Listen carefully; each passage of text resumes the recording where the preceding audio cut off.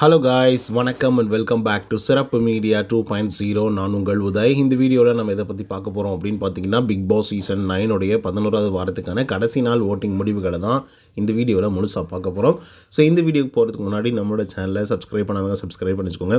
பக்கத்தில் ஒரு bell icon இருக்கும், அதையும் ப்ரெஸ் பண்ணி ஹாலில் போட்டுக்கோங்க. அப்போ தான் நாங்கள் அப்டேட் பண்ணுற ஒவ்வொரு வருஷம் உங்களுக்கு நோட்டிஃபிகேஷன் வந்து சேரும். அதை தாண்டி இந்த வீடியோக்கு குறைஞ்சபட்சம் ஒரு 500 லைக்கான எதிர்பார்க்குறோம். ஸோ நிறைய பேர் வீடியோக்கள் பார்க்குறீங்க, பட் லைக் பண்ண மாட்டேங்கிறீங்க. ஸோ லைக்கை போடுங்க, வீடியோ பாருங்கள். வாங்க இன்று வீடியோக்குள்ள வந்து போகலாம். நம்பர் 1 பொசிஷனில் யார் இருக்காங்க அப்படின்னு பார்த்தீங்கன்னா, திவ்யா கணேஷ் அவர்கள் தான் வந்து இருந்துட்டுருக்காங்க. ஸோ அவங்க வாங்கிய ஓட்டுகளோட எண்ணிக்கை அப்படின்னு சொல்லி பார்க்கும்பொழுது 1,75,774 ஓட்டுகளாகும். அண்ட் பர்சன்டேஜ் ஆஃப் ஓட்டிங்ஸ் அப்படின்னு சொல்லி பார்க்கும்பொழுது 20.24% இருந்துட்டுருக்காங்க திவ்யா கணேஷ் அவர்கள். ஸோ இந்த வாரம் ஒரு செம்மையான ஒரு வாரமாக திவ்யா அவர்களுக்கு வந்து அமைஞ்சிருக்கு அப்படின்னு வந்து சொல்லலாம். கேம் வந்து விளையாடுறாங்களோ இல்லையோ, ஆனால் ஓட்டிங்ஸை வந்து அட்டகாசமாக வாங்கிட்டு இருக்காங்க. அண்ட் மற்ற கண்டஸ்டண்ட்டுங்களை விட கம்பேர் பண்ணும்போது வேறு மாதிரி சம்பவம் வந்து பண்ணிகிட்டு இருக்காங்க ஓட்டிங் கவுண்டிங்லலாம். ஸோ அதுக்கடுத்து செகண்ட் பொசிஷனில் யார் இருக்காங்க அப்படின்னு பார்த்தீங்கன்னா, கமருதீன் அவர்கள் தான் வந்து இருந்துட்டுருக்காரு. ஸோ அவர் வாங்கிய ஓட்டுகளோட எண்ணிக்கை அப்படின்னு சொல்லி பார்க்கும்பொழுது 1,04,606 ஓட்டுகளாகும். அண்ட் பர்சன்டேஜ் ஆஃப் ஓட்டிங்ஸ் அப்படின்னு சொல்லி பார்க்கும்பொழுது 12.05% இருந்துட்டுருக்காங்க நம்முடைய கமருதீன் அவர்கள். ஸோ கமருதீன் அவர்கள் வந்து ஒரு சிறப்பான கேமை வந்து பார்த்திங்கன்னா இந்த வாரத்தில் வந்து வெளிப்படுத்தியிருக்காரு அப்படின்னு வந்து சொல்லலாம். ஸோ அதனால தான் பெஸ்ட் பர்ஃபார்மர் அப்படின்றதையும் வாங்கிட்டு இருந்தார். பட் இதுவே வந்து பார்த்திங்கன்னா நீடிச்சுன்னா நல்லாயிருக்கும். மேபி பார்வதியோட அம்மா வந்து என்ன மாதிரியான விஷயங்கள் வந்து சொல்ல போகிறாங்க அப்படிங்கிறத பொறுத்து தான் கமருதீன் அவர்களுக்கு வந்து இன்னும் வாக்குகள் ஏறுமா இறங்குமா அப்படிங்கிறது தெரிய வரும். 3வது பொசிஷனில் யார் இருக்காங்க அப்படின்னு பார்த்தீங்கன்னா, அரோரா சிங்க்லர் அவர்கள் வந்திருக்காங்க. ஸோ அவங்க வாங்கிய ஓட்டுகளோட எண்ணிக்கை அப்படின்னு சொல்லி பார்க்கும்பொழுது 96,373 ஓட்டுகளாகும். அண்ட் பர்சன்டேஜ் ஆஃப் ஓட்டிங்ஸ் அப்படின்னு சொல்லி பார்க்கும்பொழுது 11.1% இருந்துட்டுருக்காங்க அரோரா சிங்க்லர் அவர்கள். ஸோ அரோராவை பொறுத்தவரையிலே அடித்து தும்சம் பண்ணிகிட்ருக்காங்க அப்படின்னு வந்து சொல்லலாம். ஏன்னா இந்த வாரத்தோட தொடக்கத்தில் 5வது பொசிஷனில் ஆரம்பித்து அதுக்கப்புறம் 4வதுக்கு வந்து திரும்பி 3வது பொசிஷனுக்கு வந்து வந்துட்டாங்க. ஸோ கிட்டத்தட்ட பார்வதிக்கும் அரோராவுக்குமே வந்து பார்த்திங்கன்னா ஒரு 12,000 வாக்குகள் வந்து வித்தியாசம் வந்து இருக்குது.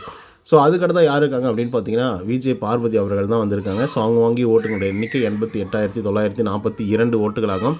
அண்ட் பர்சன்டேஜ் ஆஃப் ஓட்டிங்ஸ் அப்படின்னு சொல்லி பார்க்கும்பொழுது 10.24% இருந்துட்டுருக்காங்க விஜே பார்வதி அவர்கள். ஸோ விஜே பார்வதியோடைய மொத்த கேம் பிளேவும் வந்து பார்த்திங்க அப்படின்னா உடைக்கப்பட்டது அப்படின்னு வந்து சொல்லலாம்.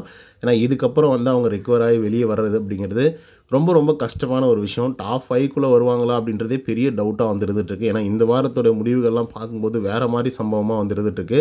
ஸோ அதனால் பார்வதிக்கு செம பேக் ஃபயர் ஆகிட்டுருக்கு. 5வது பொசிஷனில் யார் இருக்காங்க அப்படின்னு பார்த்தீங்கன்னா, சபரநாதன் இருந்திருக்காங்க. ஸோ அவங்க வாங்கிய ஓட்டுகளோட எண்ணிக்கை 78,470 ஓட்டுகளாகும். அண்ட் பர்சன்டேஜ் ஆஃப் ஓட்டிங்ஸ் அப்படின்னு சொல்லி பார்க்கும்பொழுது 9.04% இருந்துட்டுருக்காங்க நம்மளுடைய சபரநாதன் அவர்கள். ஸோ இவரை பொறுத்தவரை டீசெண்டான ஸ்கோர் வந்து வாங்கிட்டு இருக்காரு. டாப் 5க்குள்ளே வராரோ இல்லையோ, ஆனால் டாப் 10க்குள்ளே வரதுக்கான எல்லா வாய்ப்புகளும் இருக்குது.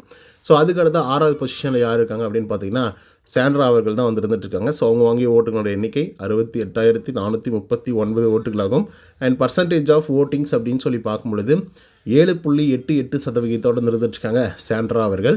ஸோ சாண்ட்ராவை பற்றி சொல்கிறதுக்கு ஒன்றுமே இல்லை. ஏன்னா இவங்களுக்குள்ள ஒரு எலிஷினேஷன் வந்து இருக்குது. ஸோ அதனால் வந்து பார்த்திங்க அப்படின்னா எல்லாருமே நம்மளை பற்றி தான் பேசுகிறாங்க, நம்மளை பற்றி தான் தப்பாக பேசுகிறாங்க, நம்மளை பற்றி மட்டும்தான் யோசிக்கிறாங்க அப்படிங்கிற மாதிரி இவங்க யோசித்து வேறு மாதிரி சில விஷயங்கள்லாம் வந்து பண்ணிகிட்ருக்காங்க. ஸோ அது வந்து நிறைய பேருக்கு வந்து இரிட்டேட்டிங்காக வந்து இருக்குது. உள்ளே இருக்கக்கூடிய கண்டஸ்டண்ட்டுகளுக்கு மட்டும் கிடையாது, வெளியே இருக்கக்கூடிய ஆடியன்ஸ்க்கும் அப்படி தான் வந்து இருக்குது. 7வது பொசிஷனில் யார் இருக்காங்க அப்படின்னு பார்த்தீங்கன்னா, கனி திரு அவர்கள் வந்து இருக்காங்க. 58,210 ஓட்டுகள் வந்து வாங்கியிருக்காங்க. அண்ட் பர்சன்டேஜ் ஆஃப் ஓட்டிங்ஸ் அப்படின்னு சொல்லி பார்க்கும்பொழுது கிட்டத்தட்ட 6.7% இருந்துட்டுருக்காங்க நம்மளுடைய கனி திரு அவர்கள். ஸோ இவங்களும் வந்து பார்த்திங்க அப்படின்னா டான்சர் ஜோனில் தான் வந்திருக்காங்க. பட் ஒரு கேம் பிளே வந்து பண்ணுறாங்க, வேறு மாதிரி சம்பவமெல்லாம் வந்து பண்ணிகிட்ருக்காங்க. சாண்ட்ரா வந்து பார்த்திங்கன்னா தானாக வந்து மாட்டின மாதிரி கனி அவர்களை வந்து பார்த்திங்கன்னா உசுப்பேற்றி விட்டாங்க. ஏன்னா கனி அமைதியாக விட்டுருந்தாவே அவங்களே வந்து பார்த்திங்கன்னா எவிக்டாக வெளியே போயிருப்பாங்க. பட் இப்போ சாண்ட்ராவுக்கு எதிராக அவங்க திருமணத்தினால அவங்களுக்கு நல்ல ஸ்கோப் இருக்குது. 8வது பொசிஷனில் சுபிக்ஷா 55,311 ஓட்டுகளாகும். அண்ட் பர்சன்டேஜ் ஆஃப் ஓட்டிங்ஸ் அப்படின்னு சொல்லி பார்க்கும்பொழுது 6.37% இருந்துட்டுருக்காங்க சுபிக்ஷா அவர்கள். ஸோ சுபிக்ஷாவை பற்றி சொல்ல வேண்டியது ஒன்றுமே கிடையாது. நான் ஒவ்வொரு வீடியோக்கள்லையும் சொல்லிட்டு தான் வந்து இருந்துகிட்ருக்கேன். ஏன்னா நல்ல ஒரு பிளேயர், பட் எங்கே போனாங்க அப்படின்றது தான் சுத்தமாக வந்து தெரியல. பட் இந்த வாரத்தோடைய ஆரம்பத்திலே வந்து ரியலைஸ் பண்ணாமல் வாரத்தோட மிடில் வந்து பார்த்திங்கன்னா ரியலைஸ் பண்ண ஆரம்பித்தாங்க. பட் இருந்தும் மறுபடியும் அதே மாதிரி அதே கேங் கூட தான் போய் சேர ஆரம்பிச்சிட்டாங்க. ஸோ அதனால் எவிக்ட் ஆகிறதுக்கான எல்லா வாய்ப்புகளும் இருக்குது. 9வது பொசிஷனில் அமித் அவர்கள் வந்து இருக்காங்க. ஸோ அவங்க வாங்கிய ஓட்டுகளோட எண்ணிக்கை அப்படின்னு சொல்லி பார்க்கும்பொழுது 55,191 ஓட்டுகளாகும். அண்ட் பர்சன்டேஜ் ஆஃப் ஓட்டிங்ஸ் அப்படின்னு சொல்லி பார்க்கும்பொழுது 6.36% இருந்துட்டுருக்காங்க நம்மளுடைய அமித் பார்கவ் அவர்கள்.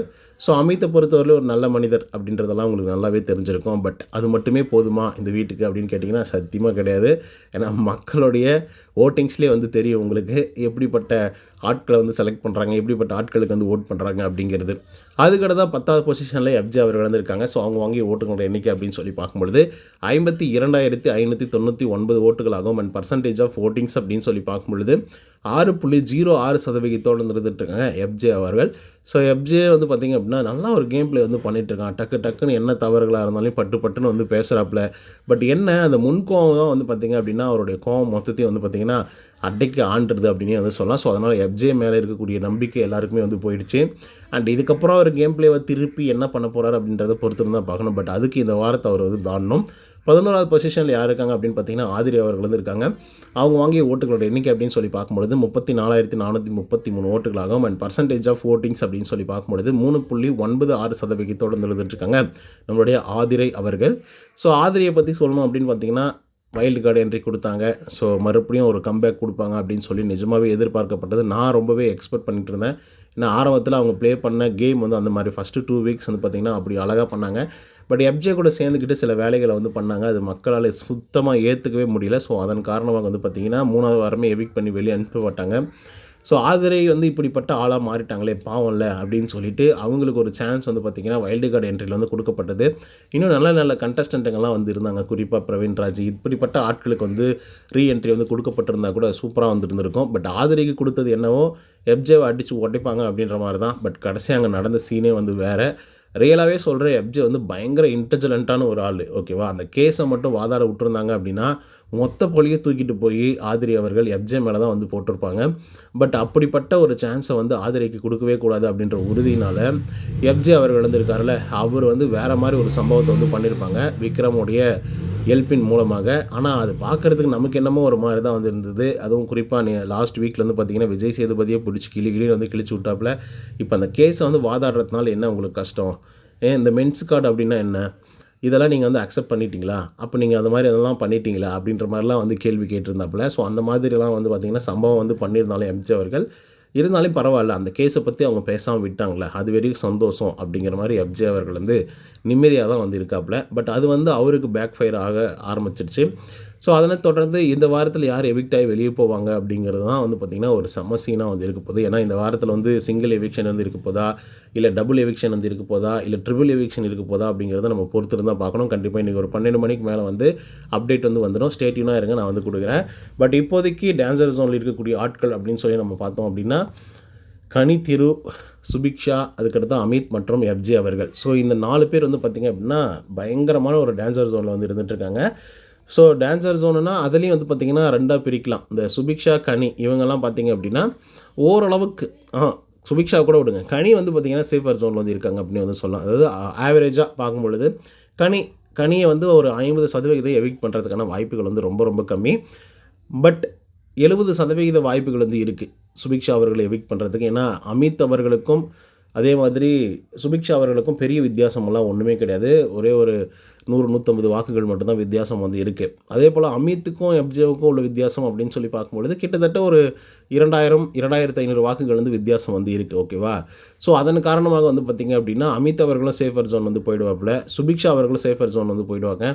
ஸோ எண்ட் ஆஃப் தி டே வந்து யார் வந்து கடைசியாக வந்து இருக்காங்க அப்படின்னு பார்த்திங்கன்னா எஃப்ஜே மற்றும் ஆதிரை. ஓகே, பட் இந்த சீசனை பொறுத்த வரலையும் பார்த்திங்க அப்படின்னா ரொம்ப குளறுபடியாக தான் வந்து எவிக்ஷன்ஸ் அப்படிங்கிறதெல்லாம் வந்து நடத்தியிருக்காங்க. குறிப்பாக சொல்லணும் அப்படின்னு பார்த்திங்கன்னா நம்ம வந்து எக்ஸ்பெக்ட் பண்ணியிருப்போம் கடைசி 2 பேரை தான் எவிக்ட் பண்ணுறாங்க அப்படிங்கிற மாதிரி. ஆனால் அவங்க எவிக்ட் பண்ணுறது என்னமோ மிடில் இருக்கக்கூடிய 8வது பொசிஷன் 9வது பொசிஷனில் பிடிச்ச ஆட்களை வந்து தூக்கி வெளியே போட்டுருவாங்க. ஸோ அந்த மாதிரி ஏதாவது சம்பவம் வந்து பண்ணுவாங்களா, இல்லை இவங்கக்கிட்ட கண்டென்ட் தீர்ந்து போச்சு, இதுக்கப்புறம் இவங்க இருந்து ஒரு பிரயோஜனமும் இல்லை அப்படிங்கிற மாதிரி வந்து யோசித்து சுபிக்ஷாவை தூக்கி வெளியே போட்டாலும் போடலாம். ஏன்னா அப்படி தான் நடந்திருக்கு. ஆனால் ஒரு எவிக்ஷன் வந்து பார்த்திங்கன்னா நம்மளால் வந்து அடித்து சொல்ல முடியும். ஒன்று வந்து பார்த்திங்க அப்படின்னா ஆதிரை. ஏன்னா ஏகப்பட்ட வித்தியாசம் வந்து இருக்குது. 10வதுக்கும் 11வது பொசிஷனுக்கும் மட்டுமே கிட்டத்தட்ட ஒரு 15,000 வாக்குகள் வந்து வித்தியாசம் வந்து இருக்குது. ஸோ அதன் காரணமாக வந்து பார்த்திங்க அப்படின்னா வாய்ப்புகளே வந்து ரொம்ப கம்மி தான் ஆதிரை வந்து உள்ளே ஸ்டே பண்ணுறது. பட் சுபிக்ஷா அவர்களை எவிக்ட் பண்ணாலும் பண்ணுவாங்க மக்கள். ஏன்னா எஃப்ஜே வந்து லீட் கொடுத்துட்டான், அடுத்த வாரத்தில் எப்படி விளையாட போகிறோம் அப்படின்னு சொல்லிட்டு. ஏன்னா விக்ரம் வேறு அடித்து துவைச்சிட்டான் இல்லையா நேற்றுக்கு. ஸோ அதனால் இவங்க 2 பேருடைய காம்பினேஷன் ஏதாவது பிரச்சனை வருமா, இல்லை அது மூலமா ஏதாவது வெட்டிக்குமா அப்படின்னு சொல்லி பார்ப்பாங்க. அதனால் அவரை சேவ் பண்ணுறதுக்கான வாய்ப்புகள் இருக்குது. ஸோ அப்போ எஃப்ஜேவை அனுப்பக்கூடாது அப்படின்னா சுபிக்ஷாவை அனுப்புறதுக்கான வாய்ப்புகளும் இருக்குது. ஏன்னா அமித் அவர்கள் அனுப்ப மாட்டாங்க. ஸோ இதுதான் மக்களின் நிலவரம். ஒரு 12-1 மணி அளவில் யார் எவிக்ட் ஆகிருக்காங்க அப்படின்றத நான் அனௌன்ஸ்மெண்ட் வந்து பண்ணுறேன். ஸோ இந்த வீடியோ உங்களுக்கு வந்து பிடிச்சிருக்குன்னு நினைக்கிறேன். பிடிச்சிருந்தா லைக் அண்ட் சப்ஸ்கிரைப் பண்ண மறந்துடாதீங்க. இன்னொரு தகவல் சந்திக்கிறேன். அண்டில் தான் பாய் ஃப்ரம் உதய். நன்றி, வணக்கம்.